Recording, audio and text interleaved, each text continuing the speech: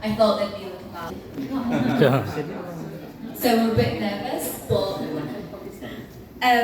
so my presentation is just going to be about student at the University of Leeds, and I'm just really interested in knowing whether there's any differences or similarities between student life here at Jambi University and the way I describe my life at Leeds.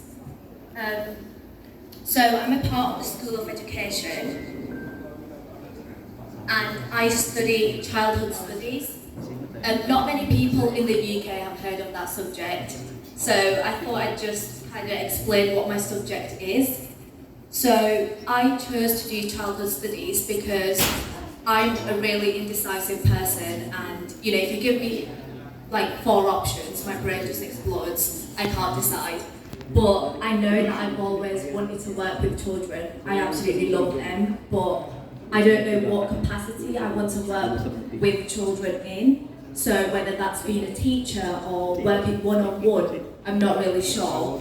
But I've also just always loved subjects like psychology, sociology, history, and so childhood studies is the perfect subject for me because it draws on disciplines like history, psychology, education, anthropology, so many different disciplines, and it does that in order to understand the complexities of childhood.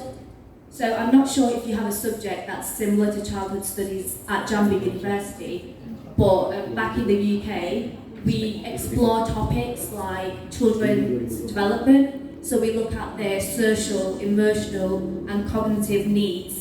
So that's where the psychology comes in. And then we also look at how childhood is a social construction. So by that I mean that childhood is experienced differently by everyone. So back in the 19th century, childhood was different to how it is today. And today, childhood is different depending on which part of the world you live in. So just with that, I'd like to give a quick example. So being here in Jambi and just travelling Southeast Asia, I've noticed a lot of children and young people riding motorbikes. Care. I think you care for children. Yeah, so they're here, they usually don't have a license and they're not wearing a helmet. And for me, it was such a big shock because in the UK, that would not be the case at all. But it just goes to show how different childhood is experienced by everyone. We also look at childhood and society. So within that, we focus on children's welfare. So we look at the United Nations Convention on the Rights of the Child, so the UNCRC, which is a treaty that's been signed by every single country that's a part of the United Nations, and it basically, the countries are agreeing to uphold children's rights. But fun fact, the only country that hasn't signed the treaty is America. I don't know why they haven't signed it, that's a discussion for another time, but every other country has signed it.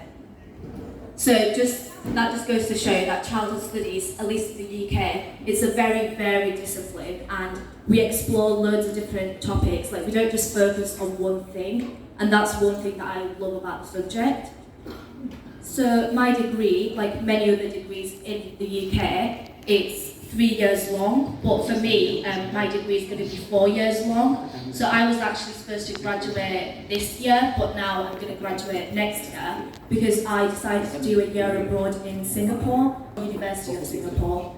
So as you can see, my degree titles changed to international just to reflect my year abroad. And I'm going to talk a bit more about that in another slide. So that's just a quick overview about now moving on to the University of Leeds. I'll try not to bore you with too much information, but just to start with, the University of Leeds is located in the north of England, so that's around 4 hours away from London if you're driving a car. The university itself was actually established in 1904, so it's quite old. It's known as a red brick university. That's one of the nicknames. I don't know if you've ever heard of it, but that's referring to the fact that during the Victorian era, some academic institutions became independent, and the name red brick literally is derived from the fact that some of the buildings at the University of Leeds are made from red bricks. So it's a really creative name. In the UK, there's this common belief among some students that red brick universities they actually offer a better quality of education. And there might be some truth to that because the University of Leeds is has consistently been ranked in the top 75 universities in the world according to the QS World University Rankings. And that's out of 1,500 academic institutions all over the world. So it's a very impressive feat, and I think it just reflects the university's commitment to academic excellence, a progressive learning environment, and cutting-edge research. That actually brings me on to my next point, which is that the University of Leeds is a Russell Group university. So Russell Group refers to an organisation which 24 universities in the UK are a part of, and all of these universities are committed to conducting groundbreaking research. So the lecturers that teach at the University of Leeds have to be doing research at the same time. And as a student, that's amazing because we're literally being taught by the experts. These are the people that are influencing textbooks, and all the information that we gain is new knowledge. So the 24 universities that make up the Russell Group are actually produce more than 2/3 of the world leading research.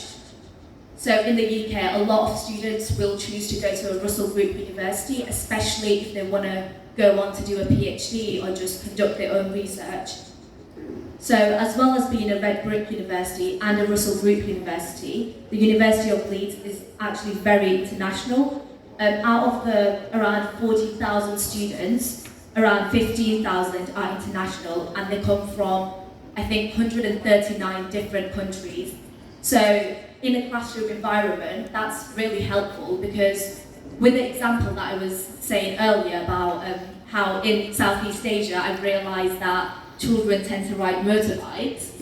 If we were to have a discussion about that in a university classroom in the UK with just British students, most of them would agree that children should not be allowed to ride motorbikes, even if they have a license, even if they're wearing a helmet. And that's just because our outlook on childhood and children is different.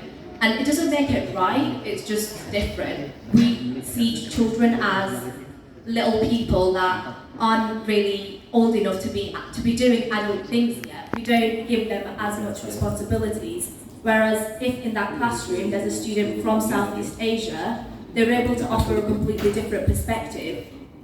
It doesn't mean that they don't care about children, because of course they do. It's just that children, perhaps in Southeast Asia, in some parts, have different responsibilities.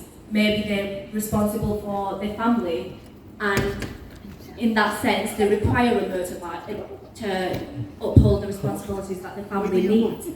So because of that, classes are just really interesting because we're exposed to completely different viewpoints, and on a personal level, for me, it's really opened my mind and it's allowed me to just completely expose myself to viewpoints that are entirely different to my own, and I think that's so important.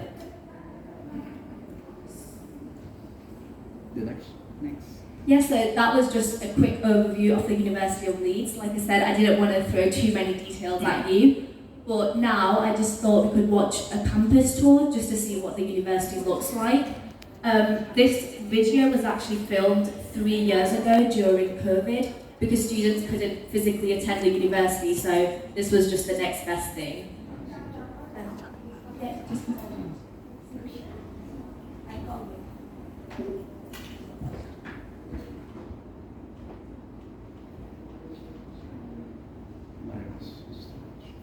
University.